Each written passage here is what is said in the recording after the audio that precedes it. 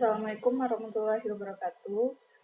Perkenalkan, nama saya Sumiatur Rahma, NIM 1814080053 dari jurusan Tadris IPA Fisika, Fakultas Tarbiyah dan Keguruan, Universitas Islam Negeri Imam Bonjol Padang. Dengan dosen penghampu mata kuliah yaitu Milya Sari SPD MSI. Nah, baiklah, saya sekarang akan mempresentasikan tentang yaitu komponen bab 1. Nah, pembahasan yang pertama yaitu menganalisis isu-isu kontemporer dalam pendidikan. Nah, yang pertama ada masalah di bidang pendidikan, yang kedua sistem pendidikan beragam, yang ketiga pemetaan pendidikan, yang keempat kualitas atau mutu pendidikan, yang kelima biaya pendidikan, yang keenam keadaan lingkungan belajar, yang ketujuh kebijakan pemerintah, dan yang kedelapan pihak yang terkait. Nah, yang selanjutnya menjabarkan kriteria pemilihan judul dengan contohnya. Yang pertama ada menarik minat peneliti. Nah, judul yang menarik dan diminati oleh peneliti akan memberikan motivasi tersendiri bagi peneliti untuk melakukan penelitian. Yang kedua, mampu dilaksanakan oleh peneliti. Judul yang mudah dilaksanakan oleh peneliti akan memperlancar dalam proses penelitian. Yang ketiga, mengandung kegunaan praktis yang penting untuk diteliti. Judul seharusnya dapat dimanfaatkan untuk dalam pengembangan ilmu dan hasilnya dapat memberikan manfaat bagi masyarakat. Yang keempat, cukup tersedia data. Judul hendaknya memungkinkan tersedianya data yang dapat memudahkan para peneliti sehingga tidak dapat membebani dalam peserta penelitian. Yang kelima, hindari duplikasi dengan judul lain. Judul tidak boleh sama dengan judul lain, namun pengembangan penelitian lain sebaiknya menggunakan judul yang lebih spesifik. Yang keenam, berisi variabel yang akan diteliti. Judul sebaiknya mengandung 2 unsur variabel yang akan diteliti. Yang ketujuh, berupa kalimat pernyataan. Judul sebaiknya menggunakan kalimat pernyataan sebab yang akan mudah untuk dipahami oleh pembaca. Nah, yang kedelapan, singkat, jelas, dan tepat.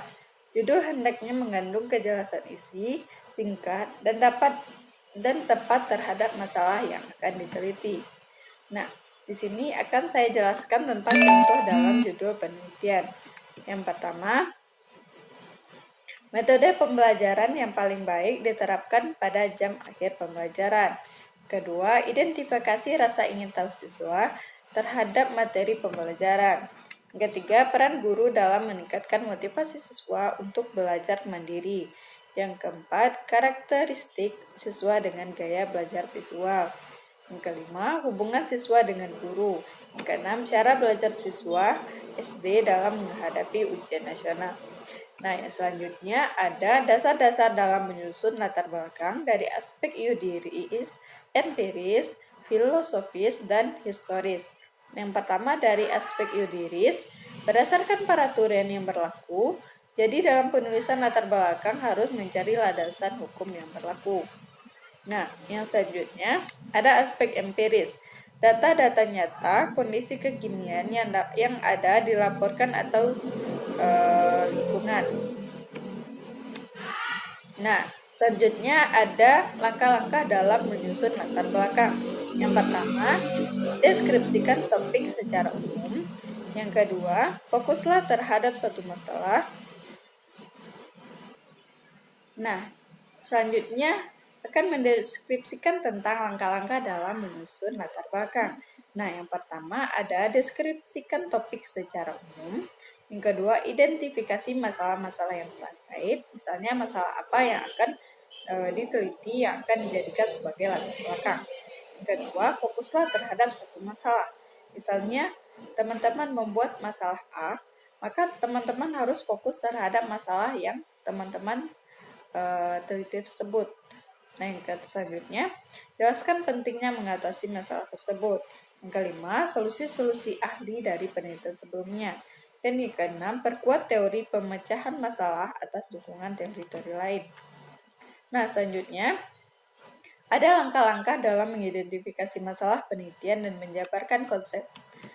Nah, cara-cara dalam mengidentifikasi masalah adalah dengan melihat adanya kesenjangan apa yang seharusnya dan apa yang ada dalam kenyataan.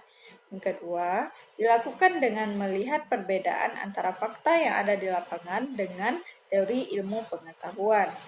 Yang ketiga, setelah diidentifikasi masalah, dilakukan lalu ditentukan rumusan dari masalah tersebut. Yang selanjutnya, ada batasan-batasan dalam masalah pendidikan beserta contohnya. Yang batasan penelitian adalah membatasi penelitian yang akan diambil dalam melakukan penelitian. Contohnya, hubungan kepemimpinan kepala sekolah dan motivasi prestasi dengan kinerja guru sampai dengan midair atau contohnya tersebut, maka pembatasan masalah adalah berdasarkan identifikasi kasus masalah terdapat beberapa faktor yang dapat menentukan kinerja guru tersebut. Yang selanjutnya, menjabarkan rumusan masalah penelitian serta contohnya dan menjabarkan tujuan dari penelitian. Berikut ada ciri-ciri dari rumusan masalah. Yang pertama, menggunakan kalimat tanya. Yang kedua, padat dan jelas. Yang ketiga, memungkinkan pengumpulan data untuk menjabarkan pertanyaan. Nah, contoh dari rumusan masalah komparatif ini yaitu rumusan masalah penelitian yang membandingkan keberadaan suatu variabel atau lebih pada dua atau lebih sampel yang berbeda. Contohnya, adakan perbedaan disiplin kinerja guru antara sekolah di kota dengan sekolah di desa. Selanjutnya, langkah-langkah dalam merumuskan masalah itu ada 4, yaitu menggali keberadaan masalah, menganalisis variabel, mengidentifikasi variabel, dan membuat rumusan masalah. Nah, tujuan dari penelitian ini yaitu untuk menurut Ruben Rusan, tujuan menyatakan apa yang sebenarnya ingin dicapai. Peneliti ingin melakukan kegiatan penelitiannya. Tujuan penelitian sesuatu yang ingin dicapai untuk melakukan penelitian. Contoh dari rumusan masalah ini adalah apakah prestasi belajar siswa kelas 7 SMP Negeri 1 Blitar sesudah pembelajaran konstekstual lebih tinggi dibandingkan sebelum dengan pembelajaran konstekstual. Nah, selanjutnya, menjabarkan kegunaan manfaat atau penelitian pendidikan dengan contohnya. Contoh dari penelitian pelaksanaan pembelajaran matematika berbasis e-learning yang dikelola oleh SDI Miftahul Ulum, Kabupaten Kediri, kemajuan teknologi dan informasi ini telah mempengaruhi berbagai bidang. Nah, manfaat praktis dari penelitian ini yaitu bagi siswa, hasil penelitian diharapkan dapat menumbuhkan minat belajar bagi guru. Hasil penelitian diharapkan dapat membantu meningkatkan kreativitas. Dan bagi sekolah, diharapkan dapat dijadikan sebagai masukan dalam peningkatan mutu pendidikan. Dan yang terakhir, bagi peneliti dapat dijadikan bahan pertimbangan dan referensi terhadap penelitian yang relevan. Yang selanjutnya, menjabarkan tentang spesifikasi produk dan contoh. Spesifik produk merupakan sebagai uraian yang terperinci mengenai persyaratan kos-kos, kriteria, batang atau jasa atau uraian yang terperinci mengenai persyaratan kualitas, mineral, dan pekerjaan yang provider diberikan sesuai dengan barang atau jasa. Ada manfaat pembelajaran e-learning yang perlu kamu ketahui. Yang pertama, dapat belajar dari mana saja dan kapan saja, meningkatkan partisipasi aktif dari pelajar. Yang ketiga, meningkatkan kualitas materi pendidik dan pelatihan. Yang keempat, meningkatkan kemampuan penampilan informasi. Yang selanjutnya, kita lanjut pada penjabaran asumsi dan keterbatasan beserta contohnya. Asumsi dan keterbatasan penelitian dan pengembangan asumsi dalam penelitian dan pengembangan media pembelajaran berbasis multimedia interaktif melalui pendekatan konseptual, yaitu yang pertama ada asumsi pengembangan dan yang kedua ada keterbatasan pengembangan. Yang selanjutnya menjabarkan definisi operasional. Definisi operasional ini adalah suatu definisi yang diberikan kepada suatu variabel dengan cara memberikan definisi-definisi yang diberikan kepada suatu variabel dengan cara memberikan arti atau memspesifikasikan kegiatan ataupun memberikan suatu operasionalisasi. Untuk mendeskripsikan masing-masing variabel operasional dikenal dengan ada tipe. Itu yang pertama tipe A, yaitu disusun berdasarkan pada operasi yang dilakukan sehingga menyebabkan keadaan yang didefinisikan menjadi nyata.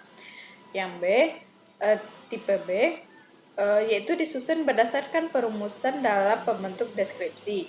Yang C, itu ada tipe C, yaitu disusun berdasarkan ada penampakan seperti pada objek. Nah, sekian dari presentasi untuk komponen bab 1. Saya akhiri. Assalamualaikum warahmatullahi wabarakatuh dan terima kasih sudah